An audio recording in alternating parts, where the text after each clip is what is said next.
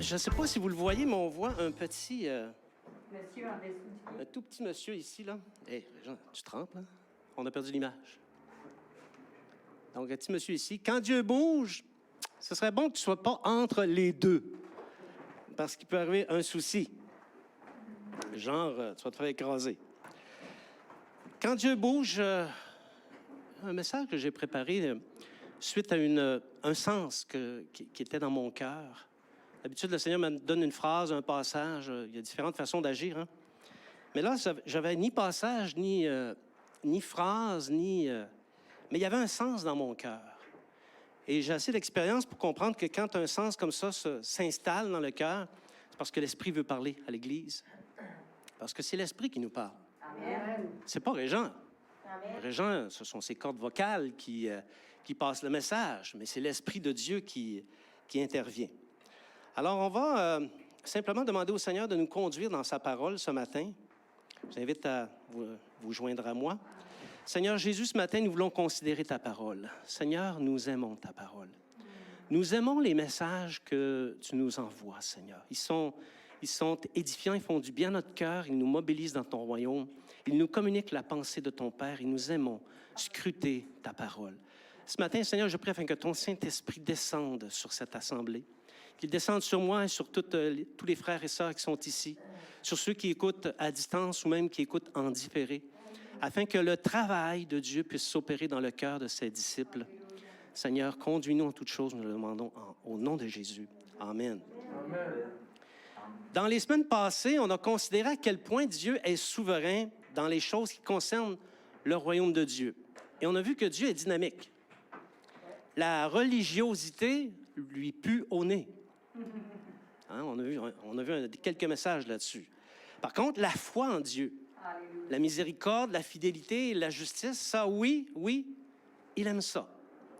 Mais les pratiques religieuses dénudées du premier amour, ça, il déteste.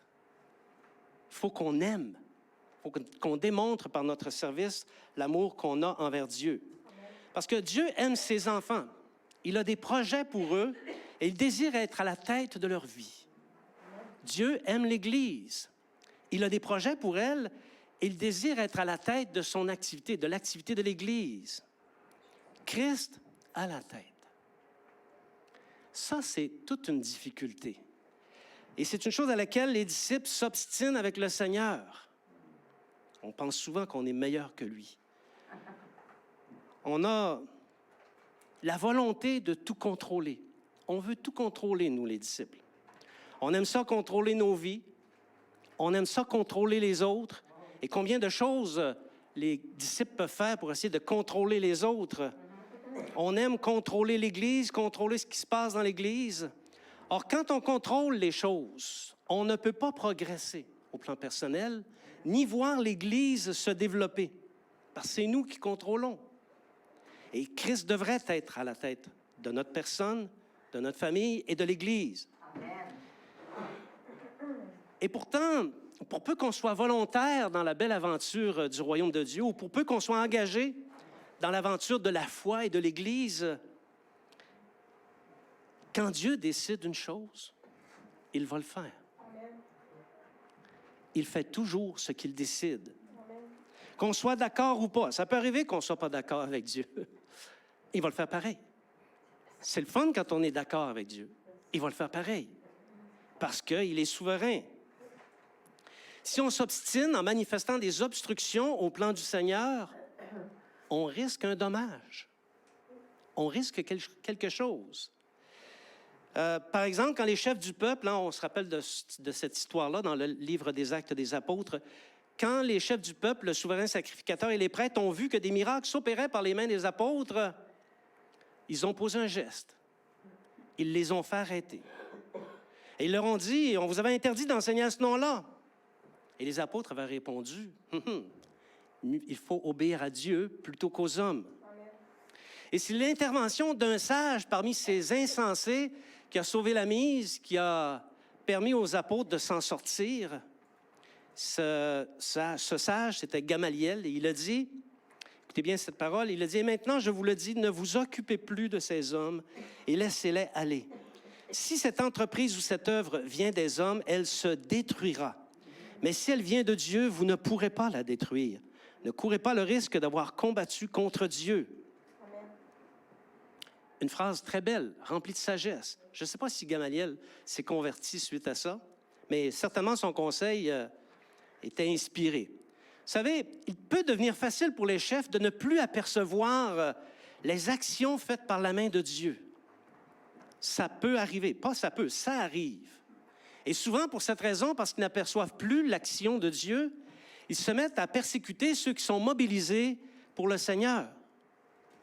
Ils ont arrêté de voir. La religiosité a pris le dessus et ils ne voient plus. Parce que, vous savez, c'est beau la religion, mais il faut aussi savoir que Dieu emprunte, le Seigneur emprunte des chemins qui n'ont rien à voir avec ce qu'il nous est possible de planifier ou contrôler. Amen.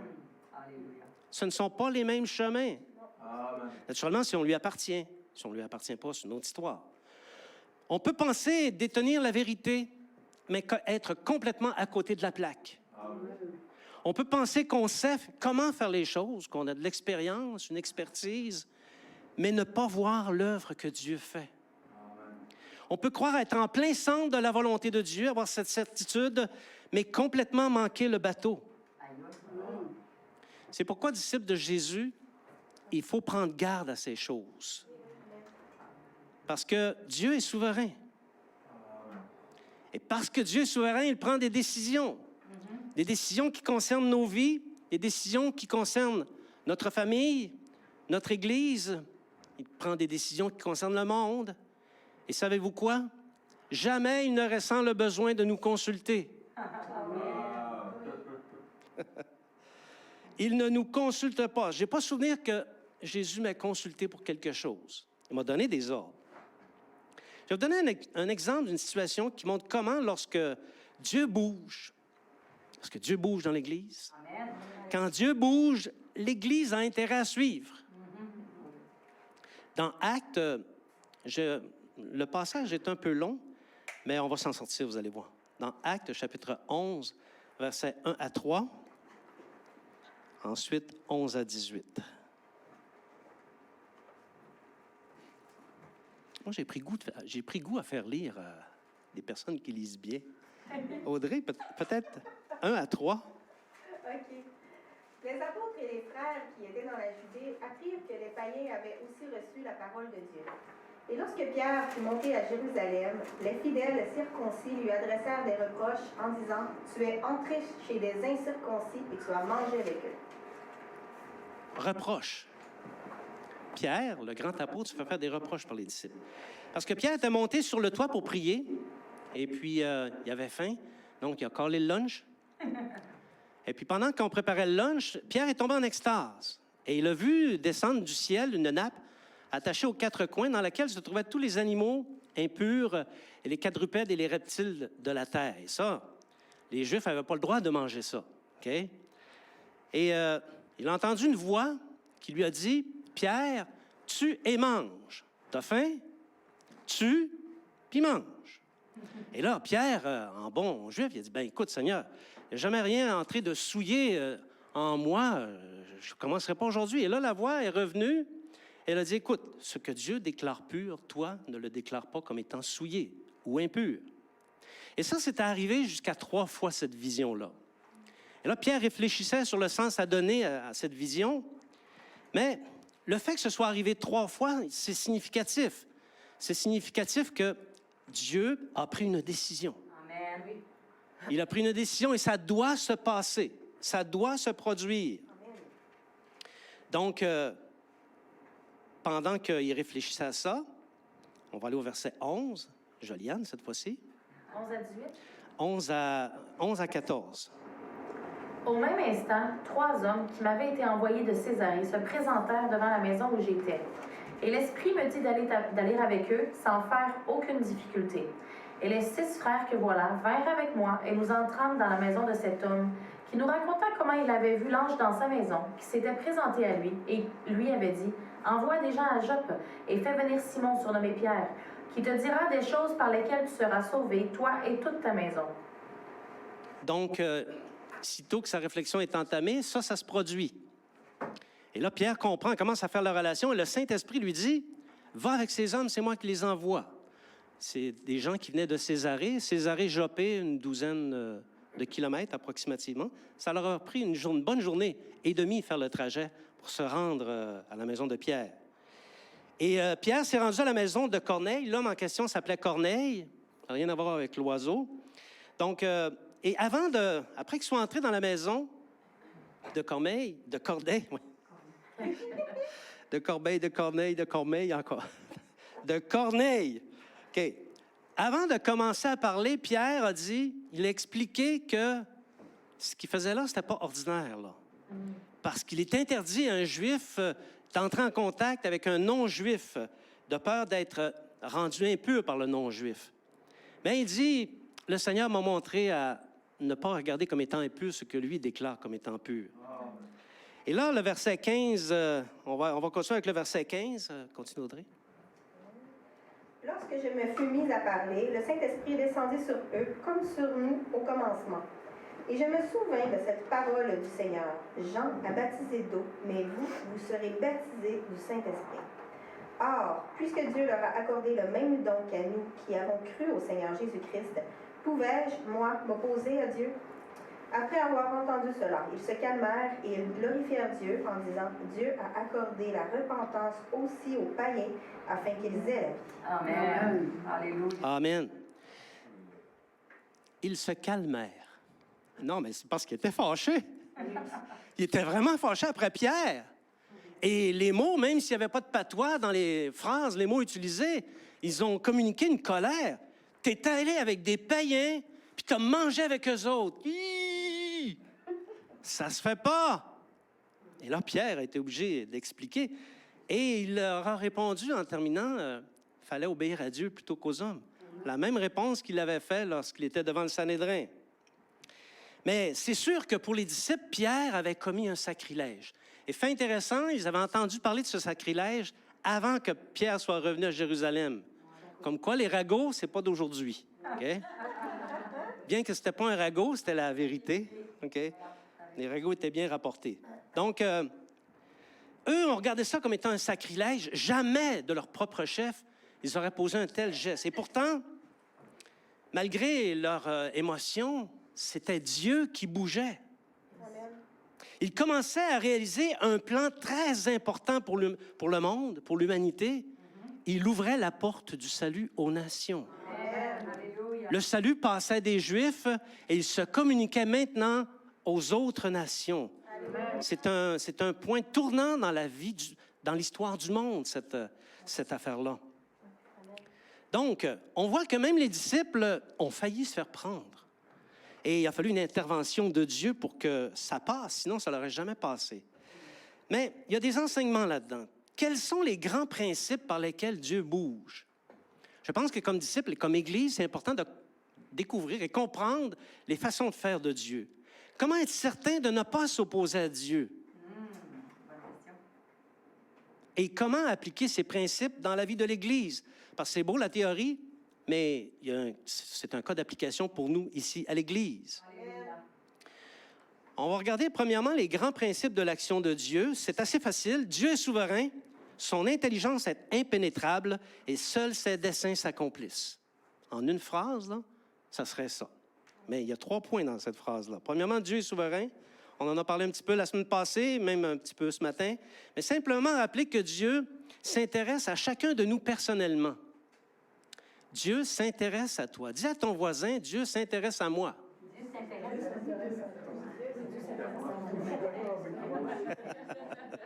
Dieu s'intéresse à chacun de nous. Pendant toute notre vie, par son Saint-Esprit, il nous pousse à l'action. Mais aussi dans l'excellence. Si tu fais un petit peu des choses dans le Seigneur, tu devrais t'apercevoir qu'il te pousse, mais il te pousse à faire les choses de la bonne manière et dans l'excellence. Pourquoi? Parce que c'est un Dieu d'ordre et de perfection. Amen. Donc, quand on touche à l'œuvre de Dieu, il faut la faire dans l'ordre et dans la perfection. Amen. Et rien ne nous arrive qui soit le produit du hasard. En fait, tout ce qui nous arrive est le produit de ce qui est écrit. Amen. Qui est écrit dans le trône de Dieu. Nos résistances entraînent des problèmes. Alors que notre obéissance entraîne des bénédictions. Mais dans l'ensemble, nous sommes bénis. Et c'est la même chose pour le royaume de Dieu. OK? On peut résister, ça va entraîner des problèmes, mais si on se met à obéir, on se place en situation d'obéissance, la bénédiction va être sur nous, mais d'une façon générale, on va être béni quand même. Mais de toute façon, OK, de toute manière, les décisions de Dieu sont fondées sur la connaissance qu'il a des circonstances. Et ces circonstances-là, il les connaît depuis avant la fondation du monde. Amen. Et sur les résolutions qu'il a prises. Amen. Parce qu'il y a des résolutions. Il y a des résolutions de Dieu sur ta vie. Amen. Alléluia. Amen. Et il va les exercer parce qu'il est souverain. Que tu sois d'accord ou pas, il va le faire. À Dieu la gloire, OK? Autre point important. Son intelligence est impénétrable, OK? Si tu essaies de comprendre Dieu et ses manières de fonctionner, t'es voué à l'échec. T'es cuit, comme les petits oiseaux, OK? Ésaïe, chapitre 40, verset 28b. Ésaïe, chapitre 40, verset 28b. C'est le Dieu d'éternité, l'Éternel qui a créé les extrémités de la terre. Il ne se fatigue pas, il ne se lasse pas. On ne peut sonder son intelligence. On ne peut sonder son intelligence. La connaissance et la sagesse sont à Dieu. Ça lui appartient, ça. Il est à l'origine de l'intelligence humaine, un peu comme Bill Gates est à l'origine du logiciel Microsoft Windows. OK? Même si le logiciel est intelligent, si tu travailles un peu avec les ordinateurs, tu te dis, oui, c'est intelligent, cette patente-là. Mais même s'ils sont intelligents, ils ne peuvent pas sonder Bill Gates. Windows ne peut pas sonder Bill Gates. C'est une image très faible, mais c'est ça. Donc, la création tout entière respire l'intelligence de Dieu et il n'y a rien à y ajouter ni rien à y retrancher. C'est ce que dit Ecclésiaste, chapitre 7, verset 13. Regarde l'œuvre de Dieu. Qui pourra redresser ce qu'il a courbé? Quand sa résolution est prise, tu ne peux rien y faire. OK? Ce qu'on connaît de Dieu provient de ce qu'il nous révèle. Amen. La création, les sciences et la morale enseignent une émanation de Dieu. Et ça nous dit que si Dieu est capable de faire des choses comme celle-là, il est vraiment grand et puissant. J'ai hâte de le connaître. J'ai travaillé avec beaucoup de gens intelligents dans ma vie. Et il y a un point commun qui revient avec tous ces gens intelligents. Ceux qui prennent plaisir à sonder Dieu et à augmenter leur connaissance font reculer leur ignorance. Amen. Si tu lis la Bible, ton ignorance va reculer. OK? Donc, mais en même temps, ils prennent connaissance et réalisent l'infini qui est en avant d'eux. Un infini qu'ils ne pourront jamais franchir. Ils sont moins ignorants qu'hier, mais plus que demain. Donc, plus on avance dans la connaissance, plus on s'aperçoit que Dieu est infini. Amen. Sa connaissance est infinie. Alléluia. Ecclésiaste, chapitre 8, verset 17. Ecclésiaste, chapitre 8, verset 17. J'ai vu toute l'œuvre de Dieu. J'ai vu que l'homme ne peut pas trouver ce qui se fait sous le soleil. Il a beau se fatiguer à chercher, il ne trouve pas. Et même si le sage veut connaître, il ne peut pas trouver. Parce que l'intelligence de Dieu et ses desseins sont impénétrables. On peut juste être des instruments au sein de ses desseins et de son intelligence. Donc, intelligence impénétrable, seuls ses desseins s'accomplissent, c'est le troisième volet de ce point-là. OK? Dieu a tout prévu d'avance et il accomplit fidèlement les choses, toutes les résolutions qu'il a dans son cœur. On a un passage à l'appui de ça, verset 33 du psaume, du livre des psaumes. Chapitre 33. Psaume, chapitre 33, verset 11. Merci. Avant, je faisais des erreurs de copie. Là, maintenant, je fais des erreurs de diction, de lecture. Donc, psaume 33, chapitre 11. Les desseins de l'Éternel subsistent à toujours et les projets de son cœur de génération en génération, et aucun homme ne peut empêcher ça. Dieu a créé les êtres, il a imaginé les êtres célestes et il les a créés. Il s'est produit une rébellion, il va être juste. Il a fixé un jour pour exercer cette justice-là. Il a créé le monde et le monde s'est rebellé il va sauver ceux qui comptent pour lui. Et pour les autres, il y a aussi un jour, le même jour, dans lequel il va faire justice. Il a envoyé, en effet, son Fils selon son dessein bienveillant. Jésus n'est pas le produit du hasard. Il s'est inscrit dans le dessein de Dieu. Et Dieu a recours à ce qui lui plaît pour accomplir ses desseins. Tu remarqueras ça, OK? Aux justes comme aux impies. C'est peut-être curieux ce que je dis, mais c'est comme ça. Son dessein va s'accomplir soit par des justes, soit par des impies. Bon, les impies, c'est évident à comprendre, parce que, pas les impies, les justes, c'est facile à comprendre parce qu'ils aiment Dieu. Ils veulent faire la volonté de Dieu, donc s'ils sont obéissants, ils vont accomplir les desseins de Dieu. Les impies aussi vont accomplir les desseins de Dieu. La preuve, on a un exemple dans l'Apocalypse, il a placé dans le cœur de l'Antéchrist et de la Confédération des 10 nations son dessein de détruire la grande prostituée. C'est quelque chose quand même. Donc, parmi les desseins de Dieu, peut-être le plus grand, c'est celui de sauver une humanité perdue. Et il le fait par grâce au moyen de la prédication et par le moyen de l'Église qui est la colonne et l'appui de la vérité. Okay? Le salut passe par ces composants-là, tu ne peux pas t'en sortir. Je ne crois pas aux gens qui disent « Moi, j'ai accepté le Seigneur, je suis un chrétien, mais la réunion, je la fais chez moi. » Je ne crois pas à ça, c'est un mensonge du diable. Parce que l'Église, c'est le corps de Christ et on doit être participant à la grâce, à la prédication et au corps de Christ qui est la colonne et l'appui de la vérité. Ce n'est pas chez nous que ça se passe, c'est à l'Église. C'est au sein de l'Église que le royaume de Dieu se développe et c'est au milieu d'elle qu'il bouge pour accomplir ses desseins. Il ne passe pas par la mairie. Il ne passe pas par le gouvernement du Québec ni le gouvernement du Canada. Il ne passe pas par l'ONU. Il accomplit ses desseins pour le monde au travers de l'Église. Alors, mes bien-aimés, l'Église n'est pas une colonie de vacances. Toute pensée selon laquelle l'Église est une série de réunions entre des gens qui croient en Dieu fait avaler des chameaux. Et là, vous comprenez à quoi je fais référence? OK? L'Église, c'est le grand centre de commandement de Dieu sur la terre. Tu veux-tu participer aux décisions de Dieu? Participe aux activités de l'Église. Sois présent à l'Église et entends la volonté de Dieu. Fais pas juste occuper un siège. Alléluia. Dieu bouge. Dieu bouge. Donc, on a vu ces principes-là. Comment ne pas s'opposer à Dieu? Là, on entre dans le plus difficile un petit peu, OK? Et je rends grâce au Seigneur qu'on est en hiver. Vous n'avez pas eu l'occasion de prendre de roche avant d'entrer ici. Donc, je n'en recevrai pas. Comment ne pas s'opposer à Dieu? Bon, on a dit que les œuvres de Dieu se réalisent envers et malgré tout. Et les œuvres de Dieu, ou le dessein de Dieu, c'est comme un rouleau compresseur.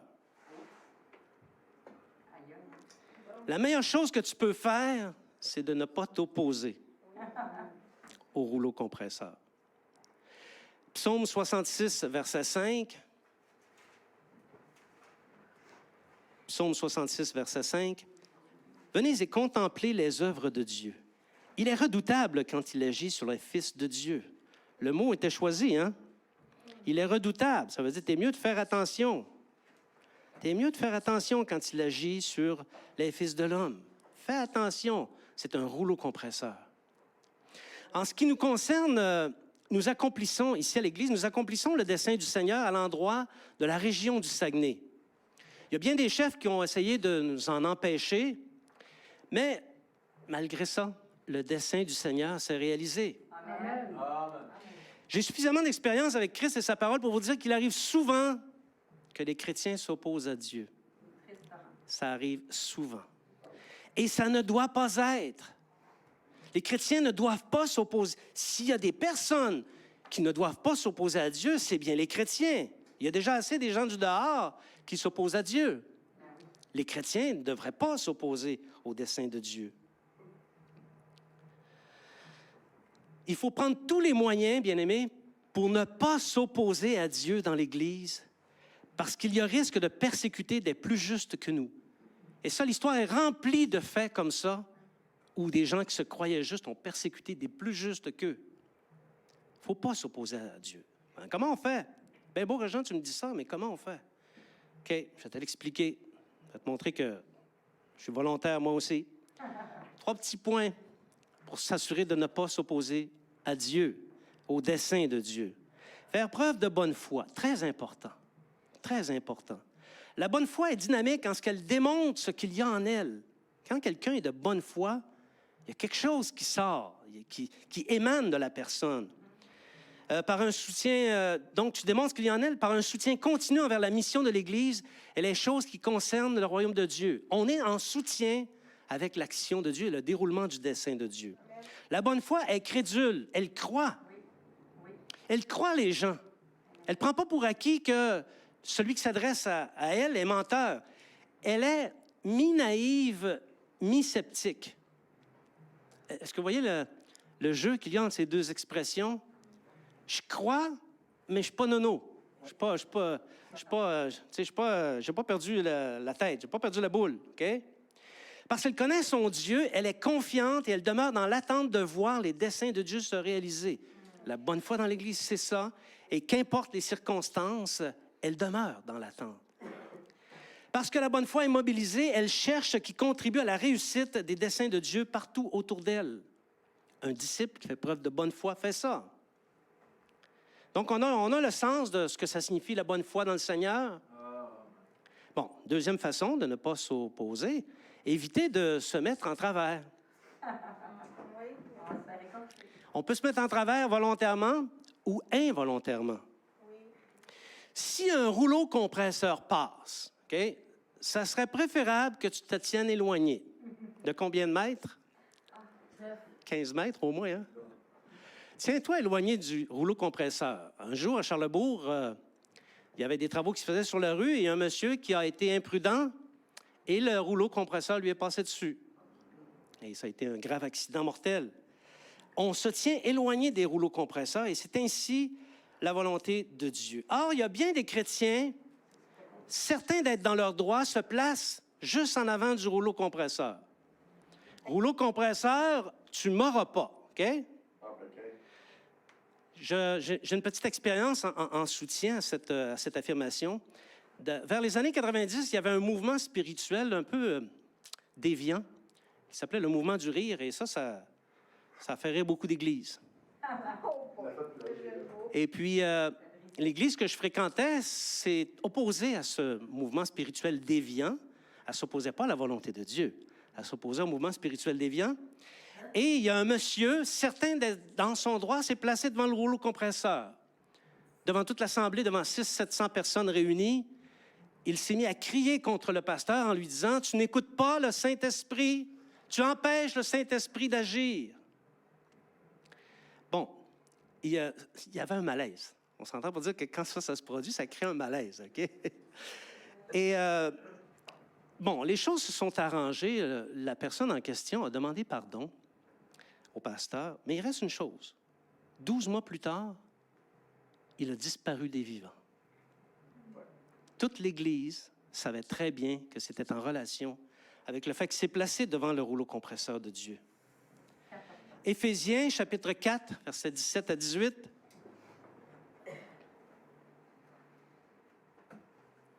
Éphésiens, chapitre 4, versets 17 à 18. « Voici donc ce que je dis et ce que je déclare dans le Seigneur, c'est que vous ne devez plus marcher comme les païens qui marchent selon la vanité de leurs pensées. Ils ont l'intelligence obscurcie, ils sont étrangers à la vie de Dieu à cause de l'ignorance qui est en eux, à cause de l'endurcissement de cœur. » On ne doit pas agir comme ça dans l'Église. Amen. On ne doit pas démontrer que notre intelligence est obscurcie ou qu'on est étranger aux manières de faire de Dieu. On doit démontrer au contraire qu'on marche selon l'Esprit de Dieu, dans toutes nos décisions, dans tout ce que nous faisons. Dans l'accomplissement des desseins de Dieu, il ne faut pas faire obstacle.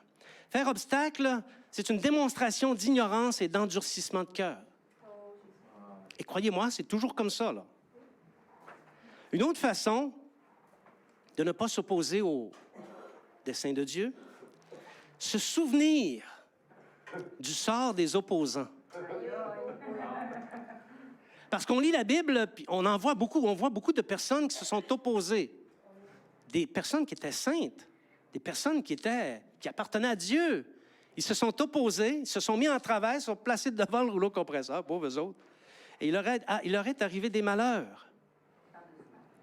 Donc, il faut se souvenir du sort de ceux qui se sont opposés. Parce que vous savez, l'opposition à Dieu et à ses desseins n'est jamais le produit du hasard. On ne se lève pas un matin en disant « Oh, je m'oppose à Dieu aujourd'hui. Ça me tente. Ouais, aujourd'hui, c'est une bonne journée pour ça, pour s'opposer à Dieu. » Non. Il y a toujours derrière l'opposition un argumentaire, une logique implacable, un discours savant. Il y a toujours ça en arrière. Il y a toujours une sagesse du monde qui peut impressionner les faibles, mais certainement pas les disciples du Seigneur, et encore moins le Seigneur lui-même. Okay? Lui, il n'est pas intimidé par ça, le Seigneur. Job, chapitre 38, verset 2. « Qui est celui qui obscurcit mes desseins par des discours sans intelligence? » Il parle de Job. Avez-vous lu les discours de Job? Ben moi, ils me bénissent, les discours de Job. Amen. Ben, Dieu les qualifie comme étant des discours sans intelligence. C'est quand même, c'est raide. Donc, examine le sort des opposants au dessein de Dieu dans la Bible. Examine ça. Combien en ont tiré des avantages? Combien s'en sont sortis? Alors, tu vas me dire, Régent, ça, c'était dans l'Ancien Testament. Excuse-moi là, OK? C'est la même chose dans l'Ancien Testament que dans le Nouveau. La même chose, OK? Le même sort, la malédiction de Dieu sous diverses formes. Rappelle-toi, dans l'Ancien Testament, Dathan et Abiram, ils se sont opposés à Dieu. Ils disaient, excuse-moi, là, mais moi aussi, je suis un souverain. Moi aussi, je suis un sacrificateur. Moi aussi, je suis de la lignée des saints. Je suis de la lignée d'Aaron. Moi aussi, il était de la famille de Moïse. Et ils se sont dit, c'est assez, vous nous avez fait assez. OK? Là, maintenant, c'est nous qui prenons le relais. Et qu'est-ce qui s'est passé? Dieu est intervenu. Moïse a dit au peuple, tassez-vous de là, c'est sûr qu'il ne fera pas beau dans quelques minutes. Et Dathan, Abiram et toute sa troupe ont été emportés. La terre s'est ouverte, la Bible dit, et ils ont été emportés directement vivants dans le séjour des morts. Fait qu'eux autres, 2 morts en une. Premièrement, tombés, quand ils sont arrivés en bas, on présume qu'ils sont morts, hein? Puis là, ils se sont réveillés, ils ont dit, c'était un méchant cauchemar. Là, ils se réveillent. Ils se réveillent dans le séjour des morts. Non, c'était pas un cauchemar, c'était bien vrai, tu sais. S'opposer à Dieu. S'opposer à Dieu pour le leadership. Le magicien Élimas, c'est un récit dans le Nouveau Testament. Les apôtres Paul parlait avec un dénommé Sergius Paulus, un homme intelligent qui était ouvert à la doctrine et à la foi. Et Élimas, qui était un juif, mais qui était aussi un magicien, s'opposait à Paul et il n'arrêtait pas de le contredire. Paul exprimait la foi, puis mon petit Élimas, il était là, ben non, c'est rien qu'un ramassis de menteries. Ben non, Jésus n'est pas ressuscité. C'est vous autres, ses disciples, qui sont venus l'enlever pendant la nuit, pendant que la garde dormait. Arrête donc de raconter des menteries. Et là, mon petit Paul s'est choqué, hein? Il s'est choqué. La main du Seigneur est sur toi et les ténèbres vont s'abattre sur toi. Et il est devenu aveugle d'un seul coup. Et la Bible dit qu'il cherchait. Il cherchait en tâtonnant quelqu'un pour l'aider à retrouver son chemin. Les ténèbres se sont abattues sur lui parce qu'il s'opposait. Ananias et Saphira. Hein, mon petit Barnabas avait vendu un champ puis avait déposé le prix de l'argent aux pieds des disciples, des apôtres. Et Ananias, il avait dit à sa femme Saphira, « Hey, c'est le fun, ça. As-tu vu, ils ont été regardés. Ils ont vraiment bien paru aux yeux des apôtres. J'aimerais ça, moi aussi, faire la même chose. Bon, OK, pas de problème, on va vendre un champ. Vends le champ, 150 000 $ le produit de la vente. Là, une fois qu'il a eu l'argent dans les mains, il a regardé ça. Hey, c'est de l'argent, 150 000 $. Quand même, là, tu sais. Fait que là, mon petit Ananias, il a dit... Hey, ils ne sauront pas, voyons donc. On met 100 000, puis c'est tout, là, c'est réglé, ni vu ni connu. Fait qu'ils ont déposé au pied des apôtres, ils voulaient faire comme Barnabas, mais pas avec le même cœur. 100 000 $, mais ça n'a pas passé inaperçu au Saint-Esprit. Ils se sont opposés au Saint-Esprit par leurs mensonges. Et l'un comme l'autre sont morts à quelques heures d'intervalle. Hérode s'est mis à persécuter les apôtres. Il a fait tuer Jacques par l'épée. Et il s'est mis à maltraiter les apôtres, dont Pierre. Hérode est devenu vraiment très méchant contre l'Église parce qu'il voyait que les Juifs aimaient ça. Donc, il s'est opposé à l'Église et est arrivé un moment fatidique alors qu'il faisait un discours devant les Sidoniens. Il y a quelqu'un parmi les Sidoniens qui a dit « voix d'un Dieu et non d'un homme ». Et Hérode n'a pas rendu gloire à Dieu. Il est mort, rongé par les vers. Quand on lit le récit, ça donne l'impression qu'il est mort sur le coup. OK? Puis que quand ils sont allés voir qu'est-ce qui se passait, ils ont vu qu'il était rongé par les vers. Mais ce n'est pas tout à fait ça qui s'est produit. On retrouve dans les récits historiques comment ça s'est passé. Il y a eu quelques semaines qui se sont produites. Et il est mort dans des souffrances atroces. Il était encore vivant, il sentait la putréfaction. Et les médecins horripilaient d'aller le traiter et de soulager ses douleurs. Et il y a certains de ses organes qui étaient remplis de vers. Et c'était vraiment dégueulasse. Et finalement, il en est mort. Il s'en est pas sorti. Voyez, et combien d'autres exemples? Tout ça, ça devrait générer chez nous la crainte de Dieu. Amen. La crainte d'un Dieu dont je ne peux sonder l'intelligence.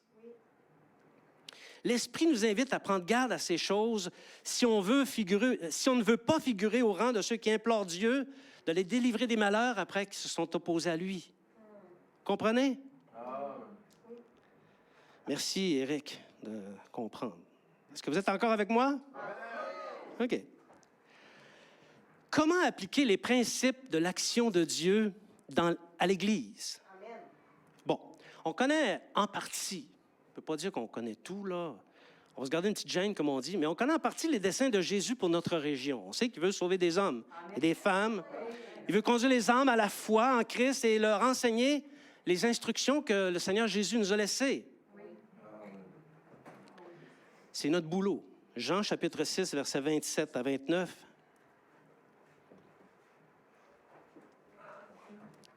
Jean, chapitre 6, versets 27 à 29.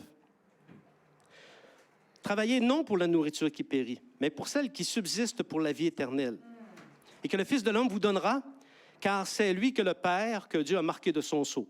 Ils lui dirent, que devons-nous faire pour faire les œuvres de Dieu? Jésus leur répondit, l'œuvre de Dieu, c'est que vous croyiez en celui qui l'a envoyé, c'est-à-dire croire en Jésus. Faire l'œuvre de Dieu, c'est croire en Jésus, en vue de la vie éternelle. Donc, nous sommes engagés à travailler pour la nourriture. Et c'est cette nourriture-là, de faire la volonté de Dieu, en enjoignant les hommes à croire en Jésus. C'est ça, notre nourriture. C'est pas le poulet, c'est pas le riz chinois, c'est pas la cuisine, c'est pas ça, notre nourriture. Notre nourriture, c'est de travailler pour ce qui conduit les âmes à Christ, ce qui peut conduire les âmes à Christ.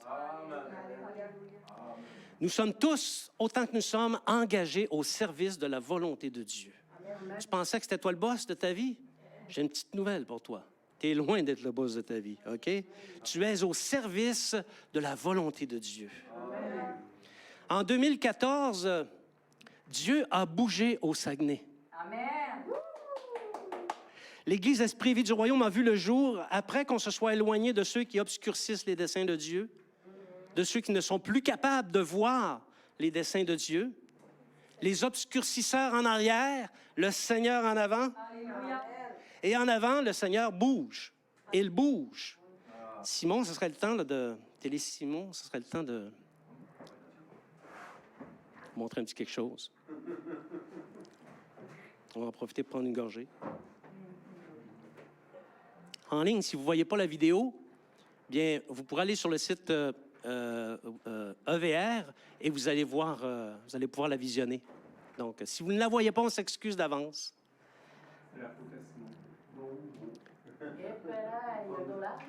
Ah, c'est une belle petite vidéo, hein? C'est un beau mur de briques.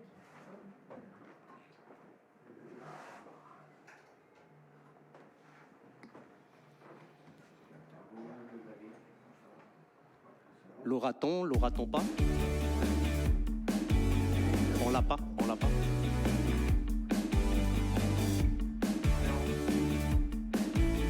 Ah, tu la recommences, mon petit Simon? Il y avait de la musique, elle était bonne. Oui, la musique était bonne.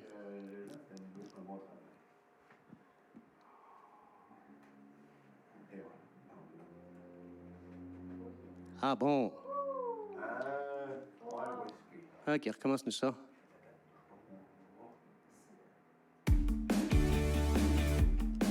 Première fois qu'on est entré dans le local, pour faire nos réunions, parce que Dieu bougeait. Voici à quoi ressemblait l'édifice. Notre première musicienne.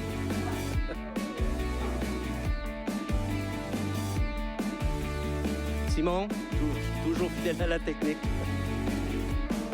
C'était ici, hein? Grand-maman qui faisait coucou.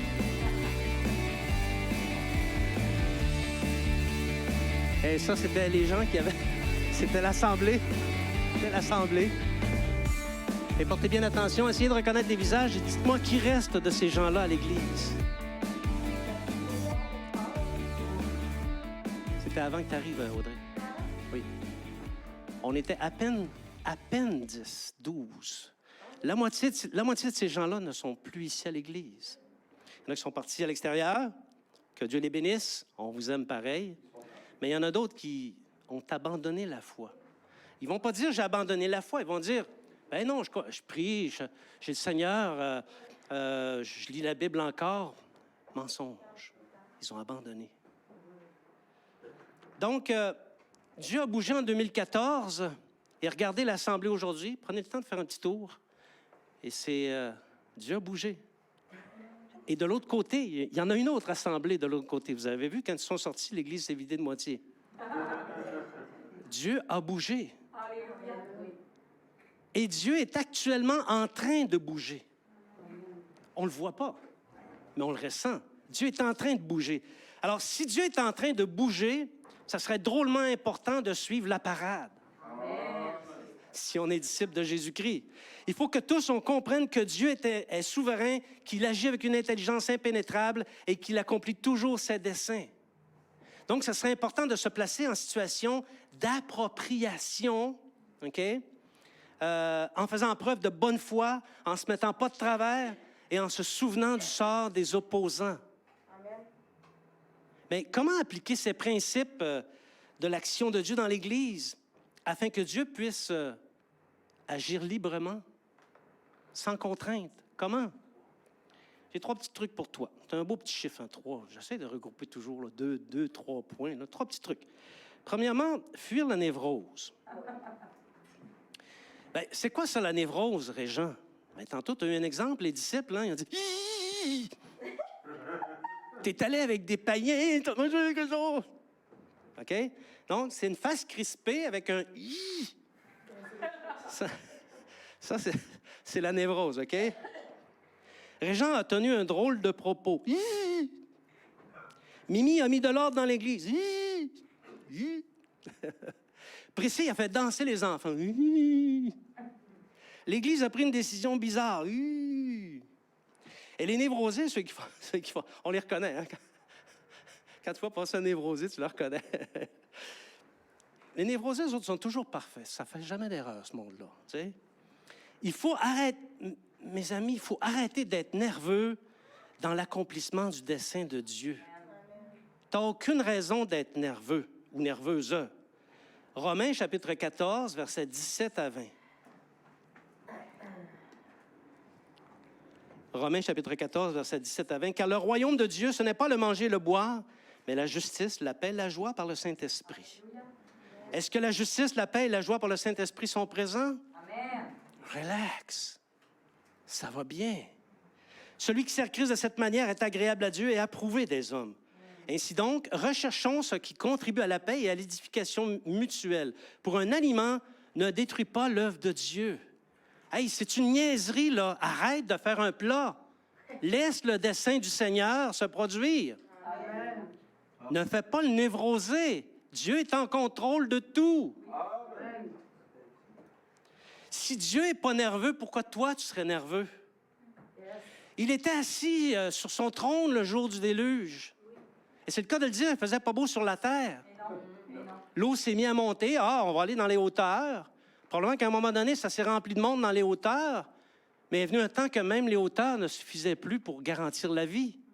Et tous les hommes, toutes les bêtes, tout ce qui avait souffle de vie, nous dit la Bible, a péri. Il faisait pas beau sur la terre. Mais Dieu était en contrôle et il n'était pas nerveux. Écoute bien ceci. C'est important de le dire. Le Seigneur est très protecteur envers ceux qui prennent soin des brebis. Il les protège et il prend toujours leur défense. Et d'ailleurs, c'est un principe de leadership. OK? C'est pas les hommes qui ont inventé ça, le leadership. C'est le Seigneur, c'est Dieu qui a inventé ça. Donc, je te dis que si par névrose, tu entres en collision avec un chef de l'Église, Christ prendra sa défense, et ça, même si tu as raison. Tu peux avoir raison à 110 %, mais Dieu va prendre la défense du chef. Pourquoi? Parce que c'est lui qui l'a placé là. OK? Ne pas donner d'eau à 1,5 million de personnes qui sont assoiffées par une chaleur torride de 45 degrés dans le désert, c'est certainement une bonne raison pour contester Moïse. Le peuple avait raison. Il avait raison. Est-ce que ça t'arrive des fois de lire ces récits-là et de te dire, non, il me semble qu'il avait raison. Je ne comprends pas, là, pourquoi. Oui, il avait raison. Mais qui Dieu a-t-il défendu? Moïse. Le peuple avait oublié une chose importante, faire confiance en Dieu. Fuis la névrose, sois calme et détendu. On n'ira pas jusqu'à dire zen, OK? Non. Mais sois calme et détendu et rappelle-toi que Christ bouge dans l'Église. Amen. Et quand Christ bouge, il se passe des affaires. Amen. Alors, s'il te plaît, gère tes craintes, tes peurs et tes appréhensions. Un autre truc, pour être sûr d'appliquer les principes de Dieu, appuyer l'Église et les anciens. Là, j'entends quelqu'un qui dit, « Coudonc, Régent, est-ce que tu serais en train de conjurer une contestation dans l'Église? » Non, pas du tout. Ben, à moins qu'il y ait des choses que je ne sache pas, peut-être des choses que je ne sais pas. Peut-être que ça serait bon que vous me le disiez si je ne le sais pas. Non, le point ici, ce n'est pas une conjuration. Le point, c'est que nous sommes des humains et que Dieu est à l'orée de bouger. Pas il est à l'orée de bouger, il bouge. OK? Et il est important que nous comprenions la nécessité de ne pas se mettre en travers comme assemblée, parce que nous sommes des humains fondamentalement faibles. Donc, si les disciples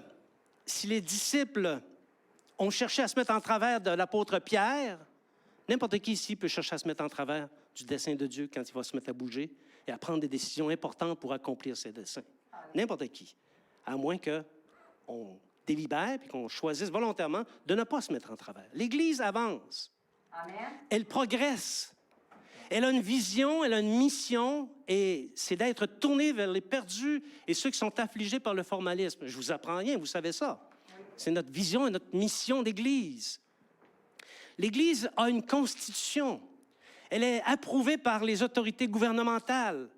Elle prend soin des brebis en se donnant des méthodes pour agir, avec un manuel d'orientation à l'intention des leaders. L'Église, écoutez-moi bien, elle est sous le contrôle, elle est sous la conduite du Saint-Esprit. Amen. L'Église l'Église EVR, Esprit et vie du royaume, est en plein centre de la volonté de Dieu. Amen. Amen. Oui, Amen. Elle a des défis. Oh, oui. On a des défis. Or, tu peux appuyer l'Église avec zèle dans tout son rayonnement. C'est ça que le Seigneur Jésus nous demande. Lui être favorable dans tout ce qu'elle fait. Alléluia. Éphésiens chapitre 1, versets 7 à 9.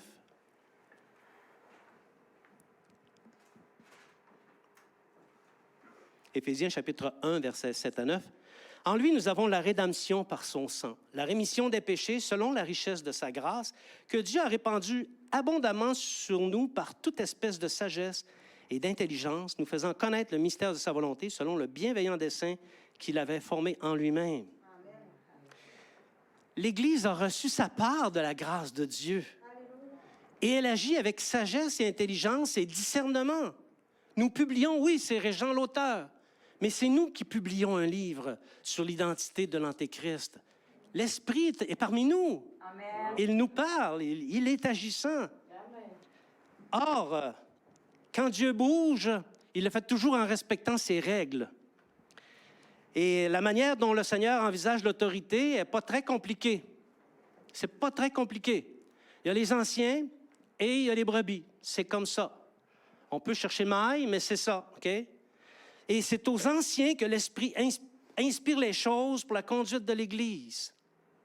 Il inspire des choses. Il inspire la diffusion de la parole. Il n'y a pas personne qui m'appelle la semaine pour me dire, Jean, hein, dimanche prochain, il faudrait que tu fasses un message sur la soumission. Tiens, OK? Il faudrait que tu fasses un message sur Galates 5, 19, les péchés qu'on retrouve, qu'on ne doit pas retrouver à l'Église. Non, c'est le Saint-Esprit qui fait ça. C'est le Saint-Esprit qui inspire la parole.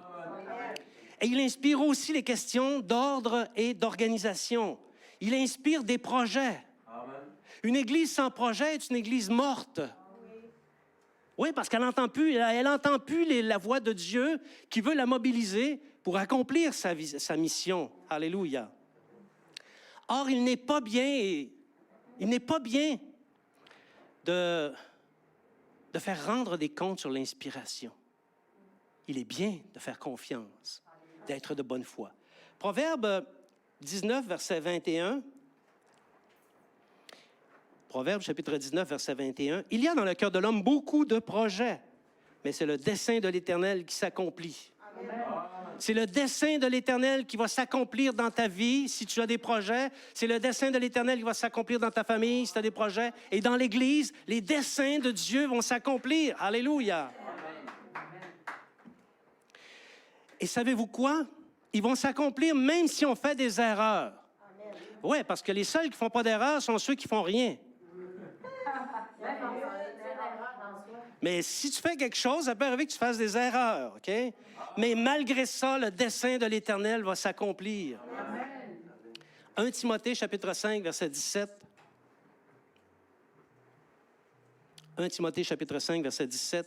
« Que les anciens qui dirigent bien soient jugés dignes d'un double honneur, surtout ceux qui travaillent à la prédication et à l'enseignement. » C'est bon, excellent d'appuyer l'Église et il faut le faire, mais il faut également appuyer les anciens. Il n'y en a pas une tonne des anciens ici, là. Vous savez, il y en a quelques-uns seulement, vous les connaissez. Donc, il faut les appuyer. Les anciens sont fondamentalement et avant tout des humains, ce ne sont pas des machines. Tu sais, on dit une colonne, on peut donner une colonne, tu donnes un coup de pied, il n'y a pas rien qui va se passer, là. Normal, j'espère. Mais un ancien ou même un disciple, c'est pas une machine.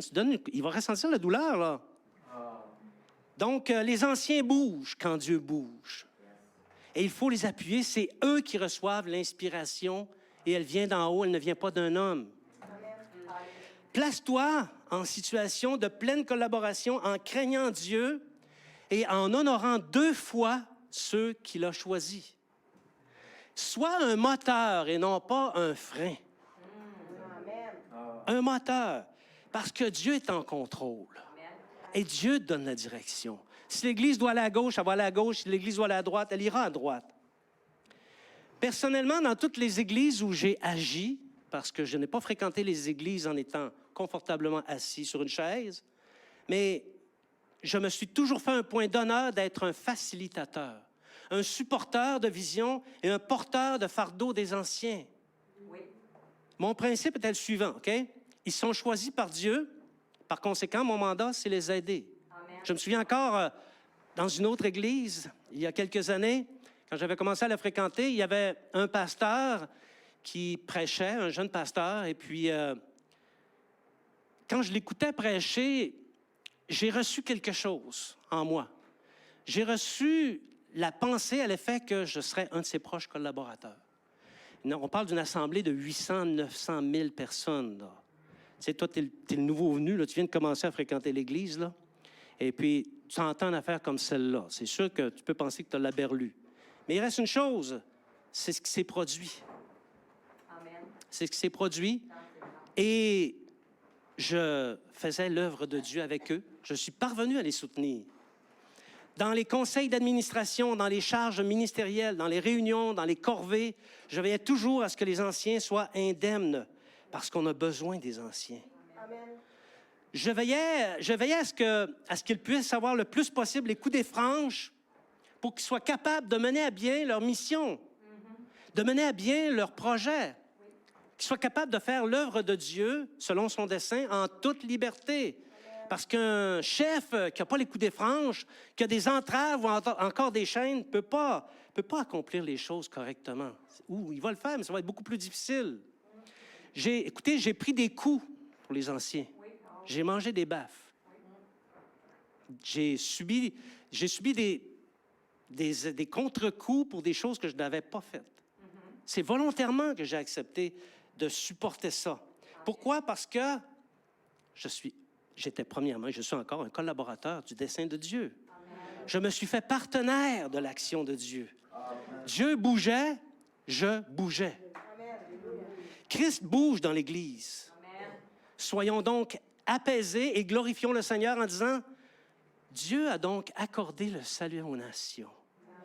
Christ inspire donc des projets à nos chefs. Gloire à Dieu. Dernier petit point, propulser l'Église. Bon, pour le moment, peut-être que tu n'es pas un ancien. Peut-être que tu es une brebis, mais tu es aussi responsable que la bergerie augmente en nombre, notamment en te multipliant. Amen. C'est pas aux anciens à faire ça, là. C'est les brebis qui se multiplient, là. Donc, tu as cette responsabilité-là. Tout en faisant cette responsabilité, contribue à propulser l'Église du Seigneur. Alléluia. Dans sa mission. Contribue à la propulser. Sois un collaborateur de l'action de Dieu. Pour ta part, reçois les instructions du Seigneur et va de l'avant afin de favoriser la réalisation des œuvres de Dieu. Tu dis, moi, je suis le plus petit des disciples et je n'ai que peu de ressources. Ben, bouge quand même. Bouge. Ecclésiaste, chapitre 11, versets 5 à 6. Comme tu ne sais pas quel est le chemin du vent, ni comment se forment les eaux dans le ventre de la femme enceinte, tu ne connais pas non plus l'œuvre de Dieu qui fait tout. Dès le matin, sème ta semence. Et le soir, ne laisse pas reposer ta main, car tu ne sais point ce qui réussira, ceci ou cela, ou si l'un ou l'autre sont également bons. Fais, bouge, et Dieu va pouvoir accomplir son œuvre. Il va pouvoir exécuter sa volonté. Que tes regards soient tournés en haut et non pas sur un homme ou une femme. Vers le ciel, vers les promesses qu'il y a dans la Bible et non pas vers un pessimisme. Tes yeux tournés vers le ciel dans un désir de participer à l'œuvre de Dieu parce que Dieu bouge. Et quand Dieu bouge, bouge-toi. Alléluia. Je vais inviter les musiciens, la musicienne. Frères et sœurs, je ne sais pas si vous en apercevez. Peut-être que moi, je le vois plus de ce fait-là. Mais le Saint-Esprit passe des messages. Amen. Moi, j'ignore complètement ce qui se passe dans la vie des disciples. Mais le Saint-Esprit, lui, il les connaît. Il sait ce qui se passe dans la vie des disciples. Mais quand on considère les dernières semaines du message de la noce du grand roi, à quand Dieu bouge, en passant par avaler le chameau et quand Jésus vient voir, croyez-moi, l'Esprit parle. Amen. L'Esprit de Dieu parle. L'Église a changé, vous l'avez vu tantôt. On n'a pas besoin de faire la démonstration. Elle a changé et elle va changer encore. Il y aura des mouvements, des décisions, des inspirations, des instructions, et c'est normal, Dieu bouge. Retenons les grands principes de l'action de Dieu. Dieu est souverain, son intelligence est impénétrable et seuls ses desseins s'accomplissent. Et tout ça, en ce qui me concerne, c'est plus que rassurant. Chacun doit veiller à ne pas obscurcir les desseins de Dieu en faisant preuve de mauvaise foi, c'est-à-dire tiquer pour tiquer, okay? Ou en se mettant au travers ou en agissant comme les opposants dont on lit les récits dans la Bible. Mettons tous nos efforts pour appliquer les principes de l'action de Dieu en fuyant la névrose, en appuyant l'Église et les anciens et en étant collaborateurs de l'action de Dieu parce qu'il bouge. Et lorsque nous serons trouvés fidèles dans ces attitudes qui sont chères à Christ, alors nous serons prêts pour l'étape suivante. Parce qu'il va y avoir une étape suivante. Et nous serons témoins participants de l'accomplissement des desseins de Dieu. Amen. Je vous invite maintenant à vous lever.